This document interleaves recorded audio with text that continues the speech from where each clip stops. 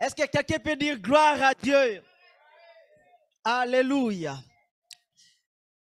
Et nous sommes, comme vous le savez bien, nous sommes à la rentrée scolaire. Amen. Et c'est aussi la reprise de nos activités. Pour certaines personnes, c'est la reprise aussi professionnelle. Amen. Bien-aimés, nous devons comprendre ceci, que nous avons des défis. Nous avons des défis. Des défis pour nos enfants, des défis pour nos familles, des défis professionnels et des défis spirituels. Alléluia. Est-ce que quelqu'un peut répéter après moi pour dire « Je vais réussir ». Alléluia. Chacun de nous a au moins un objectif. J'ai peut-être plusieurs objectifs à atteindre. Vous avez aussi des objectifs à atteindre. Alléluia. Ça peut être au niveau familial. Ça peut être aussi au niveau de santé. Il y a des personnes qui ont l'objectif de perdre du poids. Qui décident que cette année, je vais perdre. Je vais être en bonne forme. Amen. Il y en a qui font les sports. Quand on fait les sports, on a un objectif. Amen. Et on a des objectifs aussi pour nos enfants. Nous désirons la réussite, la victoire de nos enfants. Et nous désirons que nos enfants soient meilleurs. Et il faut savoir que le monde ne nous fait pas des cadeaux. Le monde qui est dirigé par le diable, parce que la Bible dit le monde entier est sous l'emprise du malin. Que nous voulons ou pas, la Bible le confirme que le monde entier est sous l'emprise du malin. Donc l'ennemi travaille dans ce monde. L'ennemi, le diable, a aussi ses objectifs. Et la Bible nous révèle que les voleurs viennent pour voler, pour détruire, pour égorger. Et par là, nous comprenons que les objectifs du voleur, donc de Satan, c'est pour nous voler, c'est pour nous détruire, c'est pour nous égorger. Vous savez que la Bible dit, nous ne devons pas ignorer les desseins de Satan. Nous ne devons pas l'ignorer. Je vais lire avec vous dans 2 Corinthiens chapitre 2, verset 10. 2 Corinthiens chapitre 2, verset 10, la Bible dit, « Or, à qui vous pardonnez, je pardonne aussi. À ceux que j'ai pardonné, et si j'ai pardonné quelque chose, c'est à cause de vous en présence de Christ, afin de ne pas laisser à Satan l'avantage sur nous, car nous n'ignorons pas ses desseins. » Amen. Ignorer les desseins de Satan, c'est de lui donner l'occasion d'agir. Donc, ignorer le dessein de Satan, c'est de lui donner l'avantage d'agir. Parce que ce que l'ennemi veut que nous l'ignorons. La raison pour laquelle que Satan se cache toujours, Satan se déguise toujours pour nous séduire, pour que nous puissions l'ignorer. Mais la Bible dit, nous ne devons pas ignorer les desseins de Satan. Alors, quels sont les desseins de Satan? La Bible dit dans le livre de 1 Pierre chapitre 5 verset 8, 1 Pierre chapitre 5 verset 8, la Bible dit ceci, soyez sobres, veillez, votre adversaire, le diable, rôde comme un lion rugissant, cherchant qui il dévorera. Est-ce que jusque-là vous avez compris?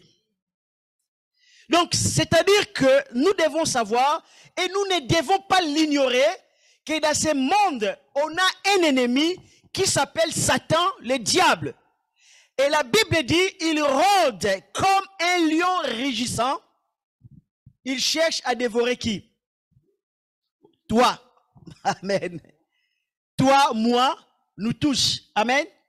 Donc, Satan cherche une occasion pour te dévorer.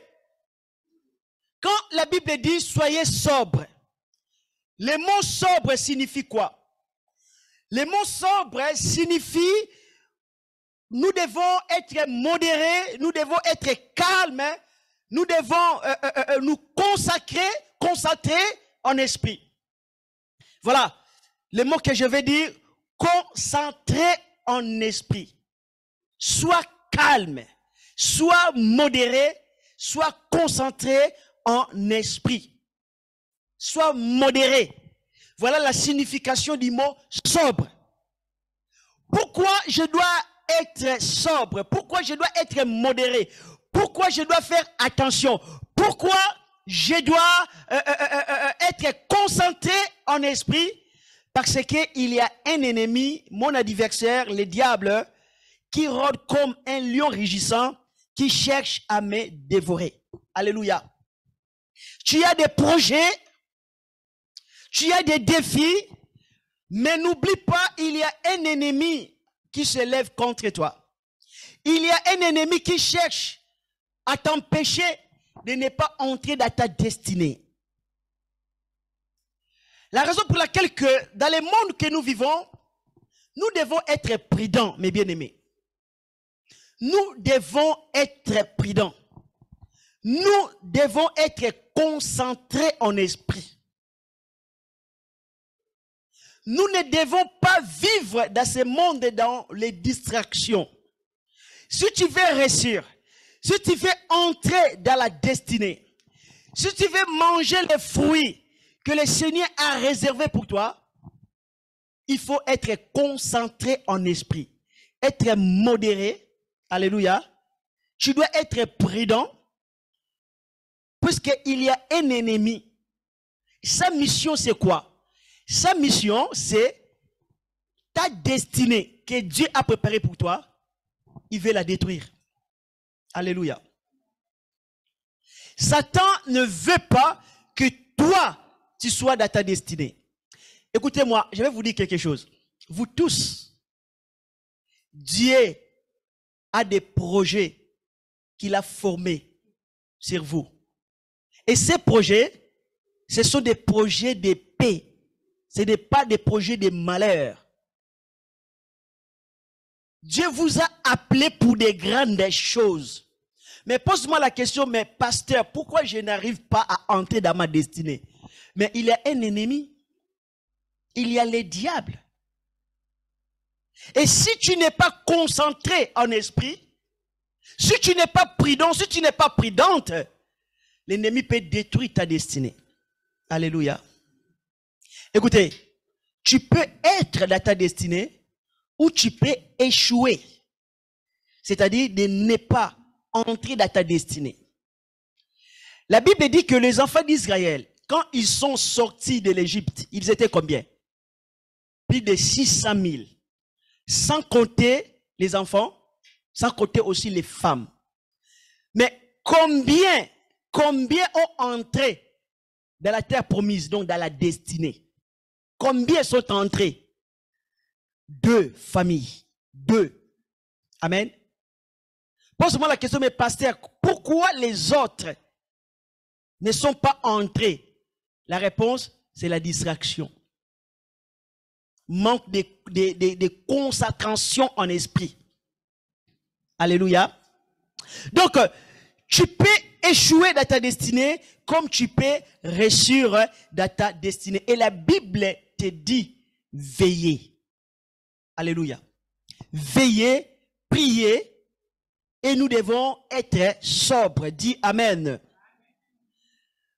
On a des projets. Certaines personnes, Dieu vous a appelé dans les ministères prophétiques, dans les ministères pastoraux. Amen. Que tu sois femme ou homme, Dieu peut t'appeler pour être pasteur. Dieu peut t'appeler pour être prophétesse. Dieu peut t'appeler pour être apôtre. Alléluia. Il y a beaucoup d'appelés, mais peu d'élus.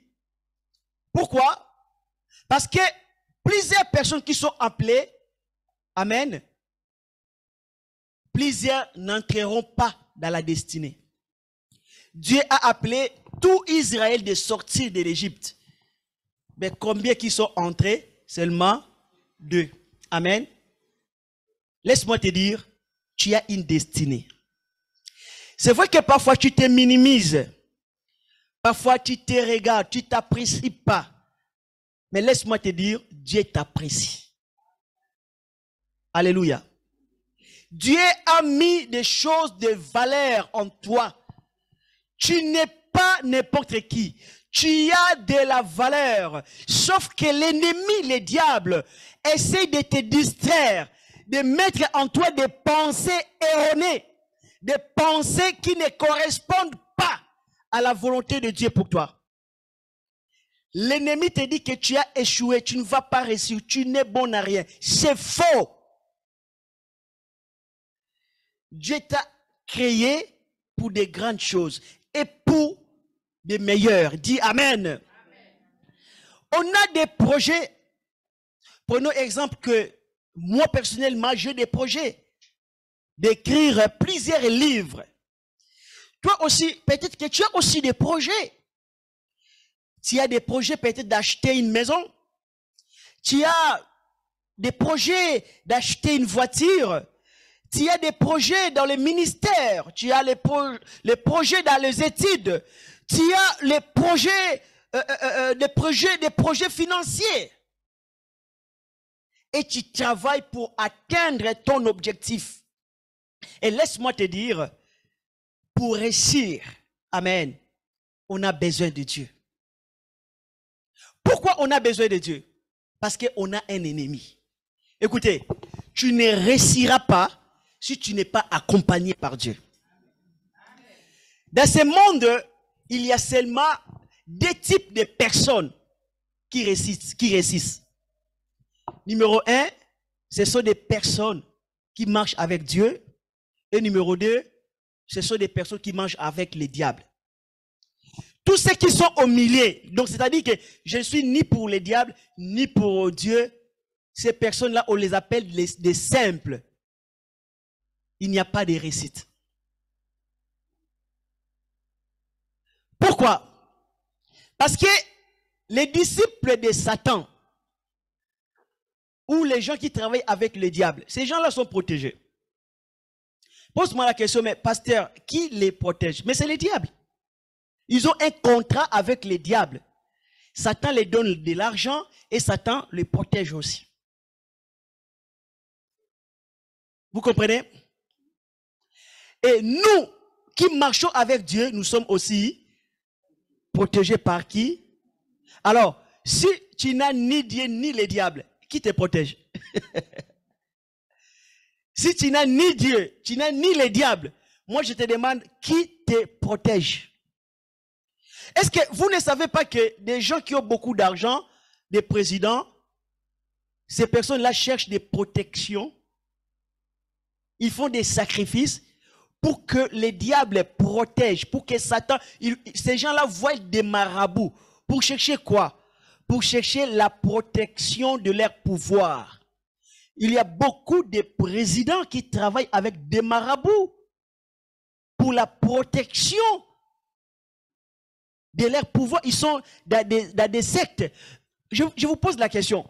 Pourquoi plusieurs présidents ou des hommes riches sont dans la franc-maçon, dans la franc-maçonnerie? Pourquoi? Mais ces gens-là cherchent quoi? Ils cherchent l'argent, le pouvoir et la protection. Et nous voyons que ces gens-là qui côtoient les diables, est-ce qu'ils ont l'argent ou pas? Ils ont l'argent.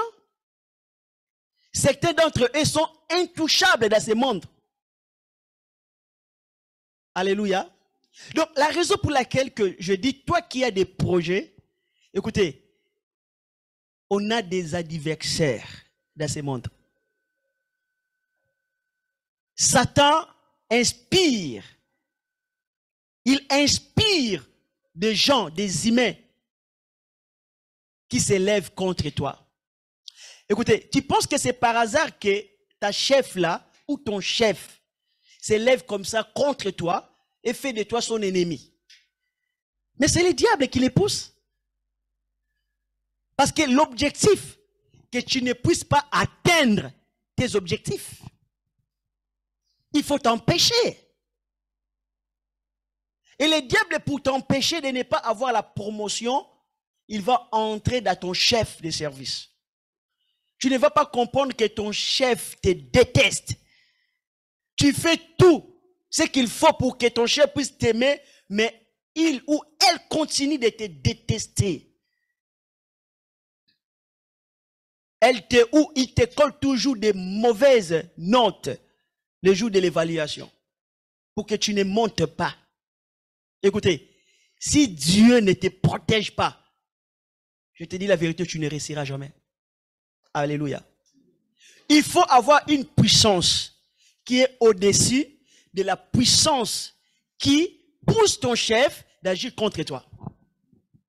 Pour soumettre cette puissance qui s'élève contre toi à travers ton chef.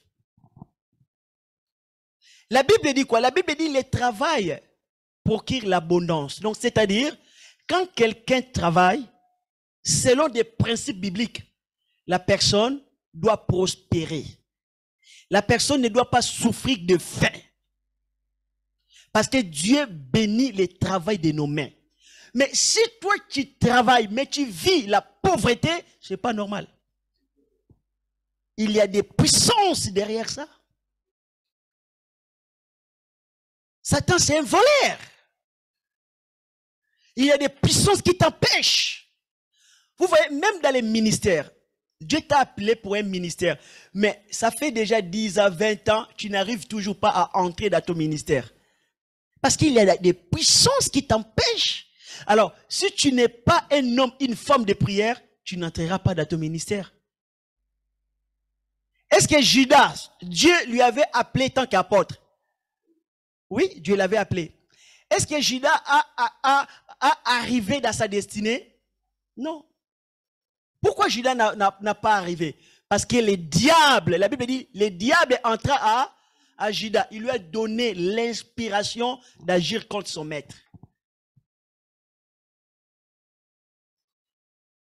Quand Dieu avait créé l'homme, Adam et Ève dans le jardin d'Éden, est-ce que vous savez pourquoi Dieu les avait créés?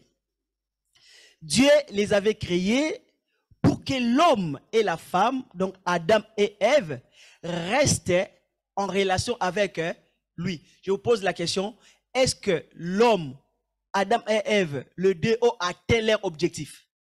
Non, ils ont échoué. Mais qui les a fait échouer? Mais c'est le diable. Alléluia. Le diable peut t'empêcher par la séduction.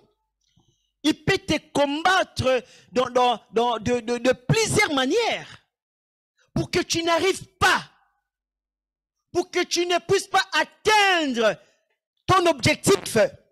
Mais laisse-moi te dire, au nom de Jésus, tu vas atteindre ta destinée. Alléluia. Nous sommes à la nouvelle année scolaire.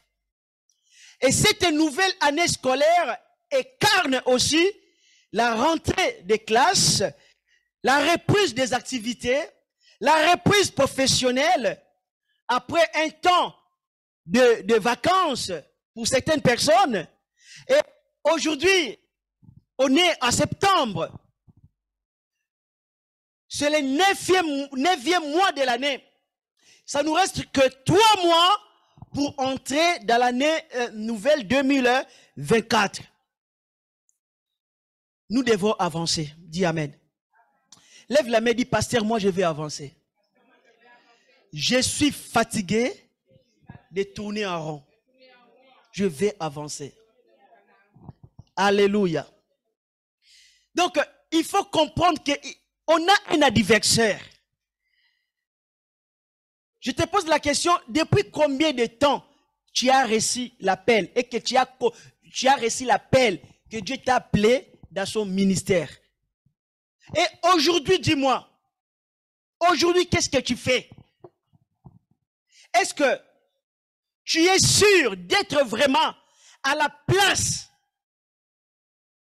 que Dieu a choisie pour toi? Alléluia. Bien-aimés, je vais vous dire certaines choses qui vont vous révolter.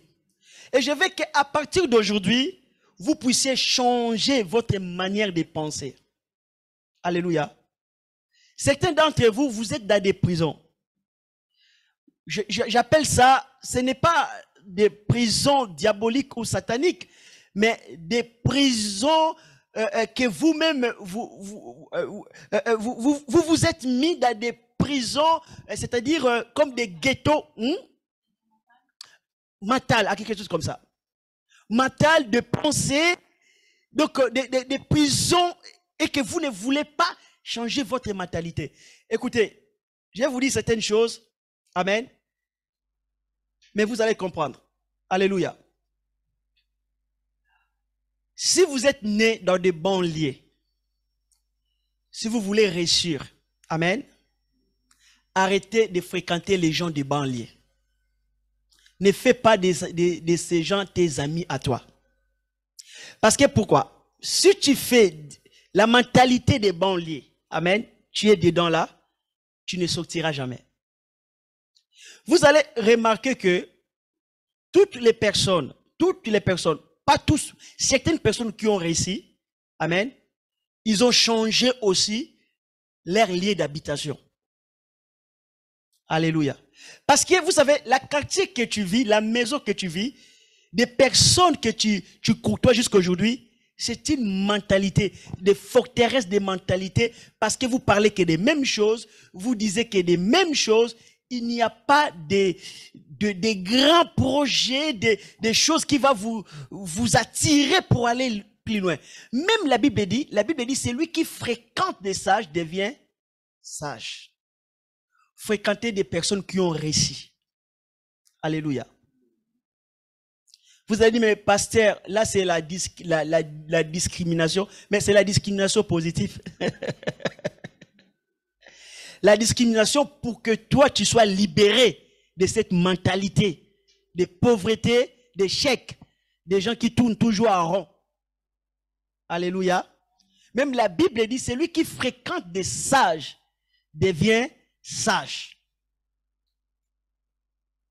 Donc il faut que vous puissiez sortir de cette prison. Et la mentalité, cette mentalité peut être aussi dans l'église, n'est-ce pas? Vous savez, même les gens qui sont chrétiens, ces gens-là, ils sont chrétiens, ils ne progressent pas, ne les fréquentent pas. Parce que ce sont des frères, des sœurs qui seront des obstacles pour toi. Quand tu vas commencer à monter, ils vont te regarder des mauvais œil. Amen. Parce que, tu sais, il y a des personnes qui t'aiment bien. Je n'ai pas dit qu'ils te détestent. Ils t'aiment bien. Mais ils veulent que tu restes toujours, amen, dans leur niveau comme toi. Et quand tu vas commencer à monter, ils seront en colère contre toi. Et c'est cette mentalité que tu dois fuir. Alléluia. Ils t'aiment bien. Mais il faut rester là. Si tu veux bouger, ça l'énerve. Alléluia. Écoutez, une personne qui dit que c'est ton ami et qui ne te soutient pas pour que tu progresses, fuis cette personne. Ne le déteste pas. Dis, je t'aime bien, mais je ne vais pas cultiver cette mentalité. Je vais sortir de cette mentalité. Mais non, il faut commencer à voir loin. Amen. Il y a des rêveurs, hein, des gens qui parlent tout le temps des ministères, qui ne seront jamais dans le ministère. Mais il faut être des gens qui sont actifs. Des gens qui sont honnêtes. Quand ils sont sincères, quand ils disent des choses, ils les font aussi. Alléluia. Les gens qui vont te pousser à l'action. Non, les gens qui vont te faire endormir et tu vas te réveiller, il y a déjà 10 ans passés, tu n'as rien fait. Tu vas te réveiller, il y a déjà 20 ans passés, mais qu'est-ce que je fais? Rien. Amen. Bien aimé, nous sommes dans la nouvelle année. Nous devons avoir, ce que je dis, nous devons avoir des décisions. Fais le bilan de ta vie. Dis que j'ai déjà réalisé beaucoup de choses. Est-ce que j'ai progressé? Amen. Écoutez, si tu étais quelque part il y a 5 ans, 10 ans, et que tu fais un bilan, tu vois rien de progrès. Amen. ne reste plus dans ces choses. Sors. Amen.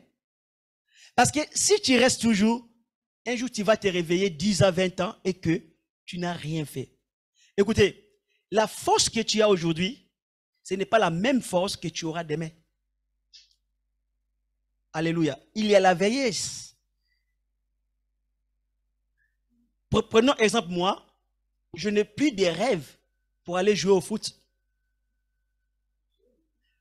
Vous savez pourquoi? Parce que déjà au foot, quand tu as déjà 35 ans, c'est déjà l'âge de la retraite. Donc, c'est-à-dire que quand toi tu as 40 ans, 50 ans, il ne faut même plus penser au moins que Dieu fasse vraiment un grand miracle.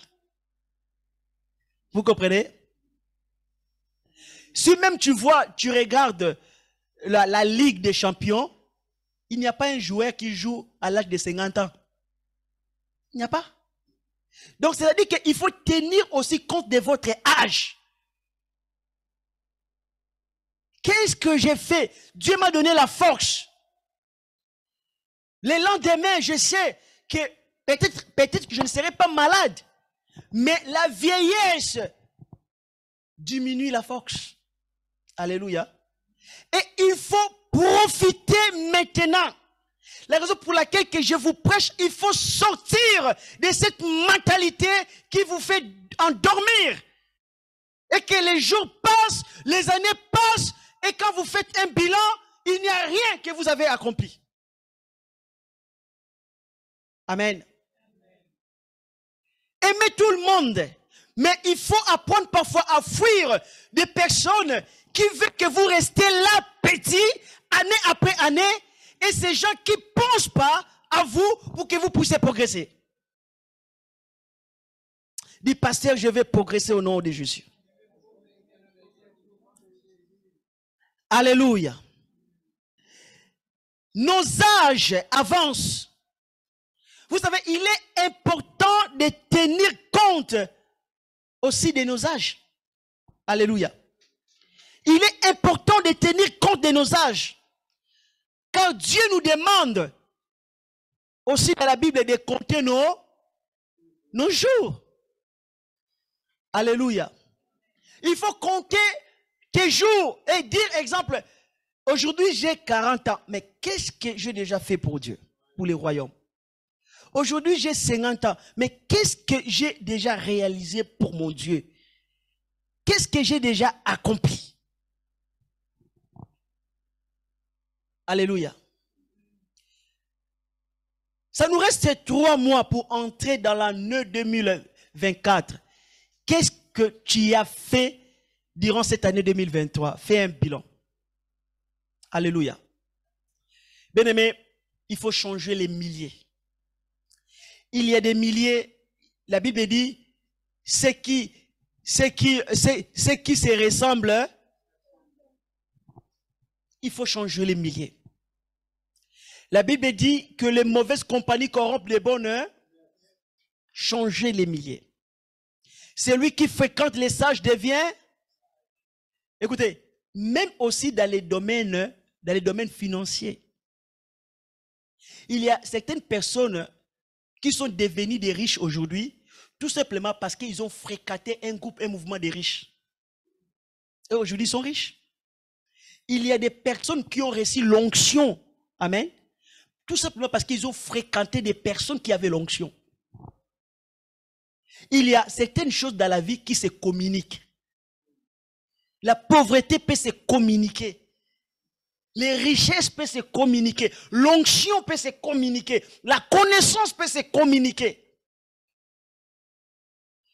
Quand les philosophes Socrate étaient en vie, toutes les personnes qui les fréquentaient sont devenues des philosophes. Toutes les personnes qui l'écoutaient, les fréquentaient, sont devenues des philosophes. Platon était qui? Aujourd'hui, nous citons Platon comme un grand philosophe. Mais Platon, c'est quelqu'un qui fréquentait Socrate, qui l'écoutait. Alléluia.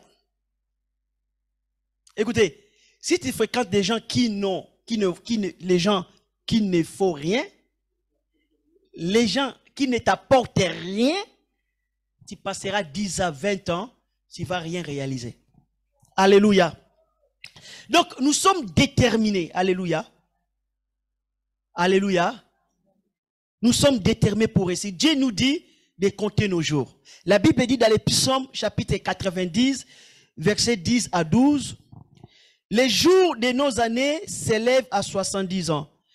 Et pour les plus robustes, à 80 ans. Et l'orgueil qui s'en tire n'est que peine et misérable, car il passe vite. Et nous nous avolons.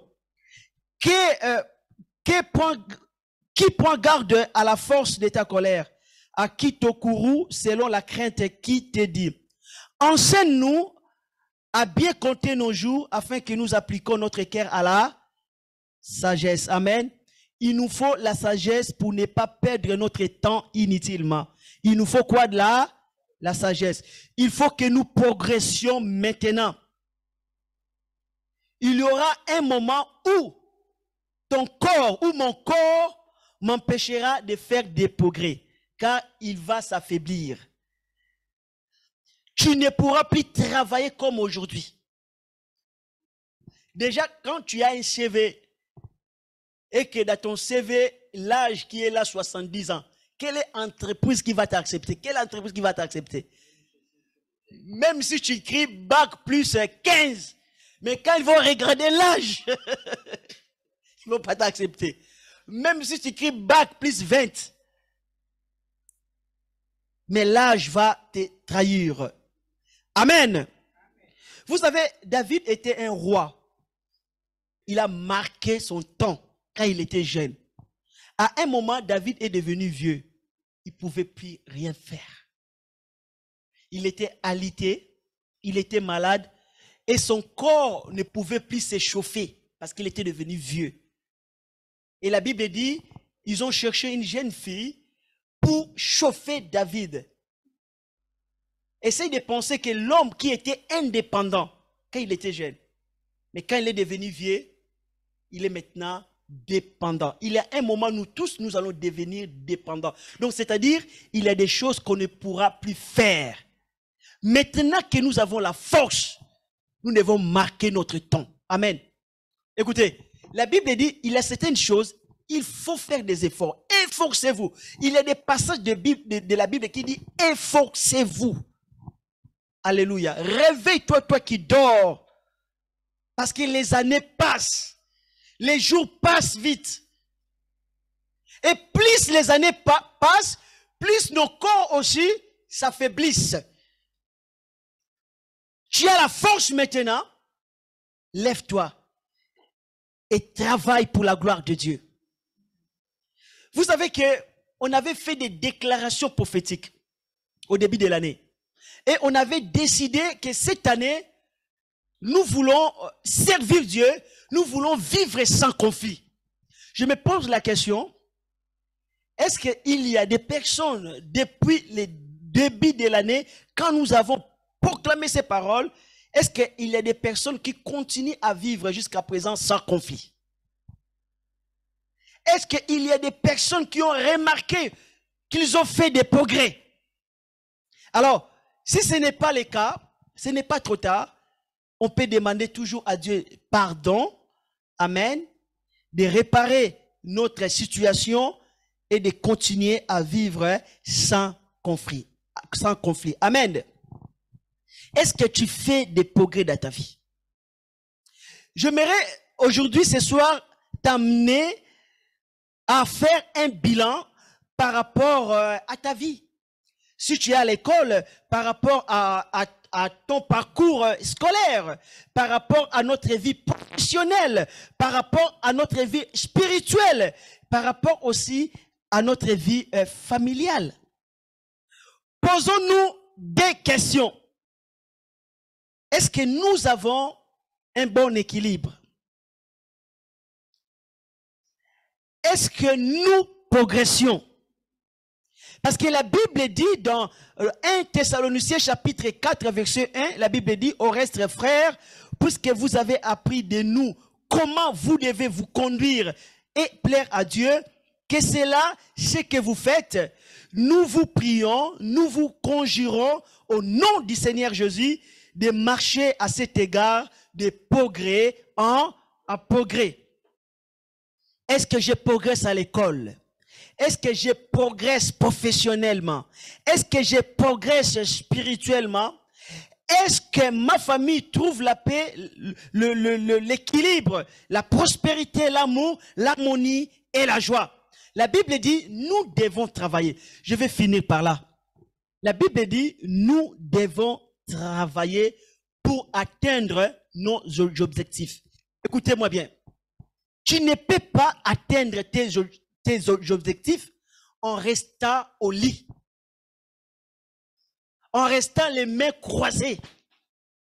Nous devons travailler. La Bible dit, celui qui ne travaille pas ne mange pas. C'est-à-dire que les résultats, ce sont les fruits du travail. Vous savez, même la prière, c'est un travail. Même la méditation, c'est un travail. Si tu veux réussir, il faut travailler dur. Il y a des pasteurs qui ne prient pas, qui sont des paresseux.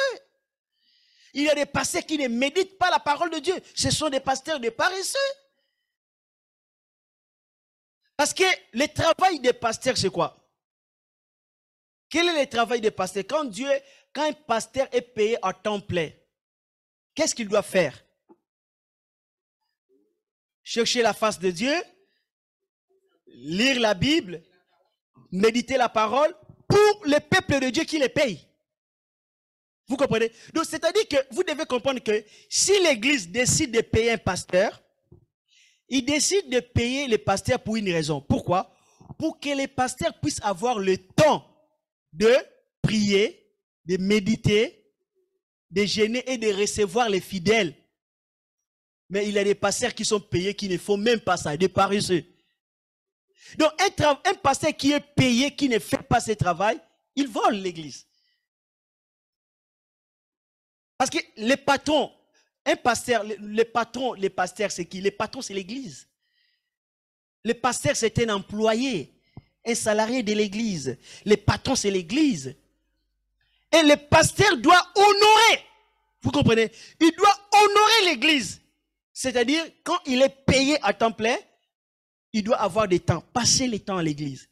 Donc, c'est-à-dire que quand une personne, un fidèle est malade, lui, il est à genoux, Seigneur, les mains levées pour les fidèles là. Parce qu'il mange sa dîme. Parce que les fidèles là payent les pasteurs pour que les pasteurs prient pour amener la révélation, pour faire les biens à l'église, pour sauver les âmes. Alléluia. Et un pasteur qui ne prie pas, il n'honore pas son patron. Il n'honore pas l'église. C'est un pasteur paresseux. Donc, la prière, c'est un travail. La méditation, c'est un travail. En tout cas, beaucoup de personnes pensent que la profession des pasteurs, c'est pour des fainéants. Non. Un pasteur n'est pas un fainéant.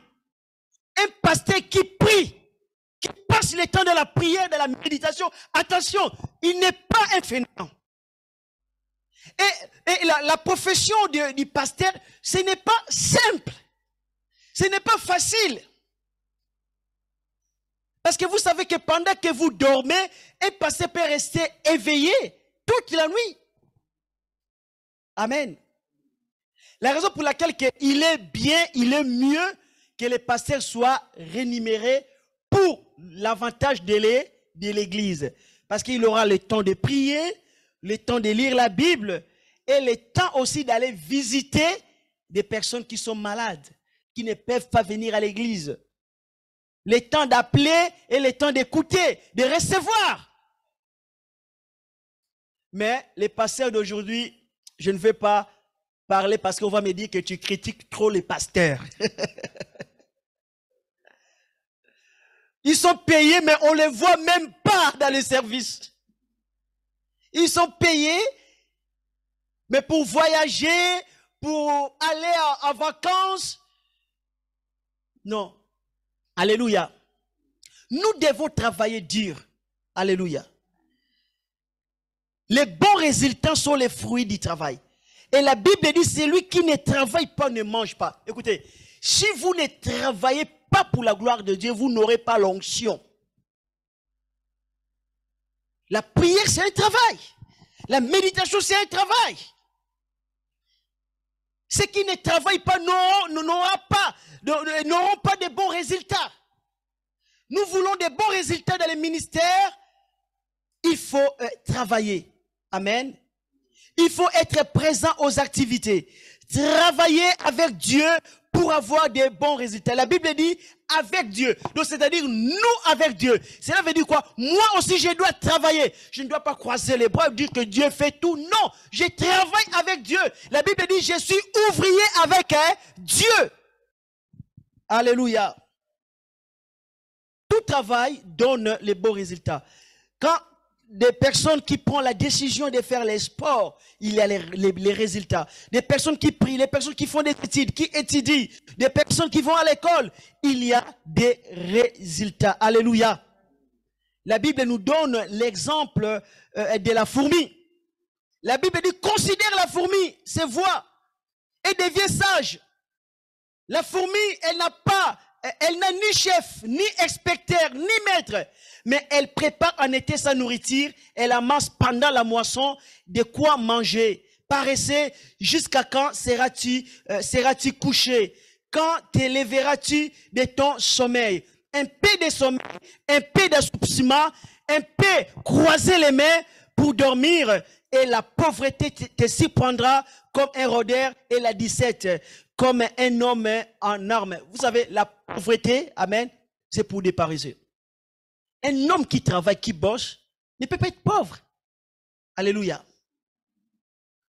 Ne peut pas être pauvre. S'il travaille avec Dieu, ne peut pas être pauvre. Un pasteur qui travaille ne peut pas être pauvre spirituellement. Je vais vous apprendre à travailler pour avoir des bons résultats. Alléluia. Travaillons pour Dieu. Soyons actifs pour Dieu. Ne restons pas les mains croisées à la maison en train de rien faire. Ne restons pas avec des amis pour dire n'importe quoi, avec des films inutiles. Fuyons toutes les personnes qui nous empêchent de progresser. Respectez tous les hommes sans distinction. Engage-toi dans l'œuvre de Dieu, dans les services de Dieu, sérieusement. Il faut prendre du temps pour lire la Bible tous les jours, le temps pour méditer tous les jours. Sois déterminé et ne lâche pas. Continue à travailler. Le Seigneur te bénira. Alléluia. Ne t'occupe pas des futilités, des discussions inutiles qui t'amènent à rien. Des choses, des discussions qui t'amènent dans des conflits. Pour l'amour de Dieu, alléluia, tu dois progresser, dis Amen. Dis pasteur, je vais progresser.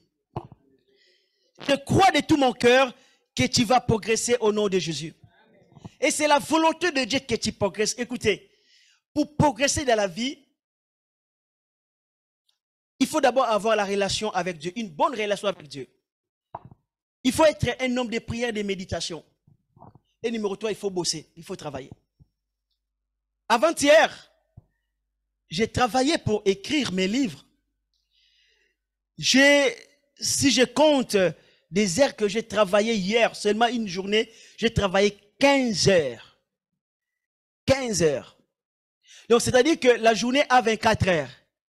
Moi, j'ai travaillé 15 heures. Et le reste du temps, qu'est-ce que j'ai fait? C'était pour faire des courses pour des enfants. Et j'ai dormi que 4 heures.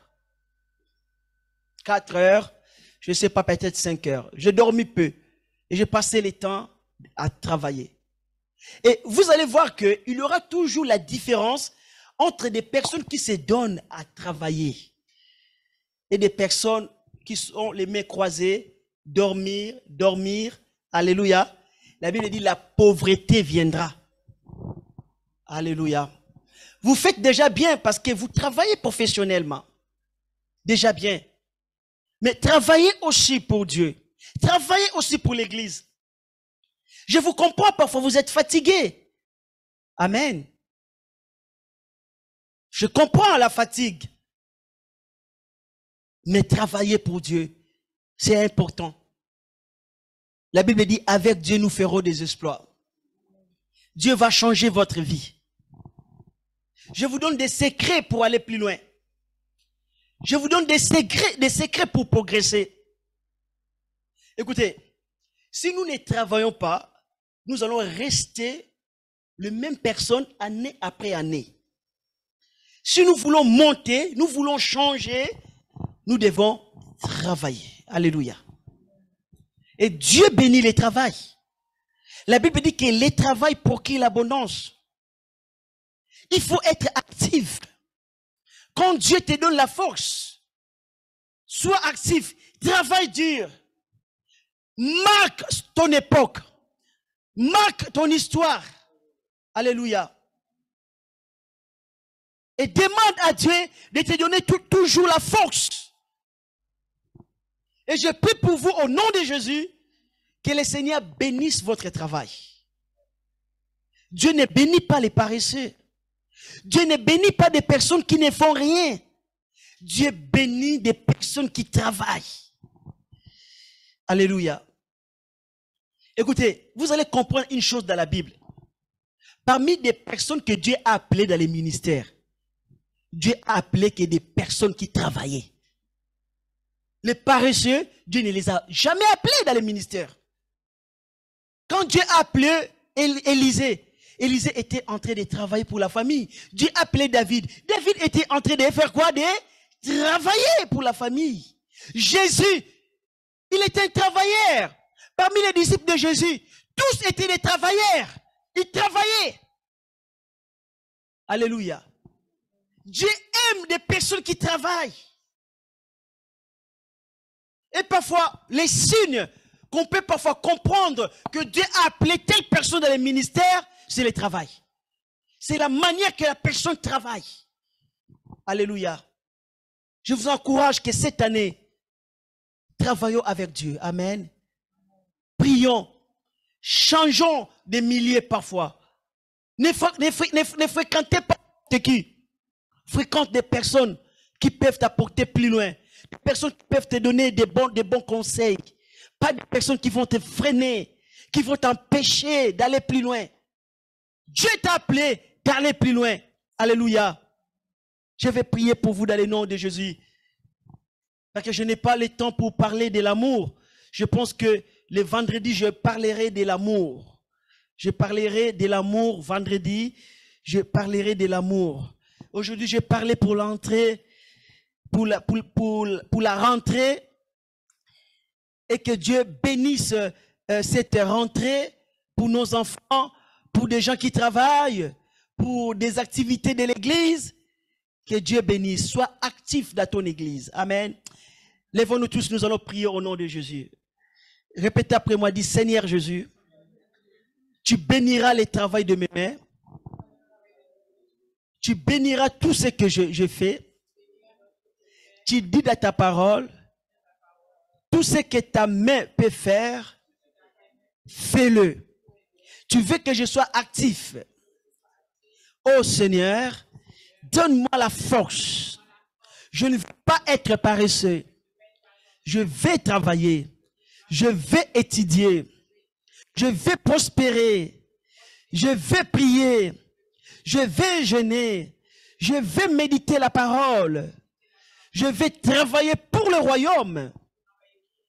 Je vais travailler pour nourrir ma famille. Je vais travailler pour pouvoir à tous mes besoins. Merci Seigneur de me donner toujours la force. Nous sommes dans ce monde qui est dirigé par le diable. Il y a des défis spirituels. Il y a des combats spirituels. L'ennemi essaie de m'empêcher. Mais je crois en toi. Car mes ennemis vont tomber au nom de Jésus. J'écris, loué soit l'Éternel. Je suis délivré de tous mes ennemis. Je réussirai. Je vais prospérer dans ma vie professionnelle, dans le ministère, dans mes prières. Tout ce que je fais est béni au nom de Jésus. Je refuse de rester la même personne année après année. Seigneur, change ma vie. Je prie comme Jabez. Seigneur, change ma vie. Change ma situation. Pousse mes limites. Au nom de Jésus. Merci Seigneur. Parce que cette année m'appartient. C'est l'année de la gloire. C'est l'année de l'élévation. C'est l'année de mon ministère. C'est l'année de ma prospérité. C'est l'année de mon élévation. C'est l'année de ma réussite. Je le proclame au nom de Jésus. Tout ce que j'ai demandé à Dieu depuis le début de cette année, je les aurai au nom de Jésus. Je te remercie Seigneur pour tout ce que tu as déjà fait. Je te remercie Seigneur pour tout ce que tu feras avant l'année 2024. Tu feras encore de grandes choses. Tu accompliras tes promesses. Et tu accompliras tout ce que je t'avais demandé. Merci Seigneur. Que toute la gloire te revienne. Au nom de Jésus-Christ. Amen. On acclame le Seigneur. Gloire à Dieu. Que Dieu soit loué. Que Dieu vous bénisse. Amen. Vous allez progresser. Vous allez prospérer au nom de Jésus. Maintenant, nous allons donner les offrandes des personnes qui ont ramené les offrandes pour la gloire de Dieu. Et notre sœur Marguerite va vous proposer des enveloppes pour bénir l'œuvre de Dieu. Amen. Et nous continuons notre semaine de prière. Donc, demain, à minuit en ligne, nous aurons la prière. Et vendredi en présentiel. Et vendredi, par la grâce de Dieu, on va souligner sur l'amour. On parlera sur l'amour parce que nous désirons vivre dans l'amour de Dieu. Amen. Que Dieu bénisse sa parole. Que Dieu guérisse Françoise, je pense Françoise qui est malade, Françoise qui a des problèmes médicaux. Que Dieu localise Françoise, que Dieu guérisse Françoise au nom de Jésus-Christ. Sois guérie Françoise au nom de Jésus. Que Dieu te rétablisse. Amen. Seigneur, nous bénissons les offrandes, nous bénissons les dîmes, nous bénissons cet argent. Que cet argent contribue pour la gloire de Dieu. Bénis toutes les personnes qui ont contribué dans le nom de Jésus-Christ. Amen. Gloire à Dieu. Donc, je vous informe aussi que c'est samedi à 14 h.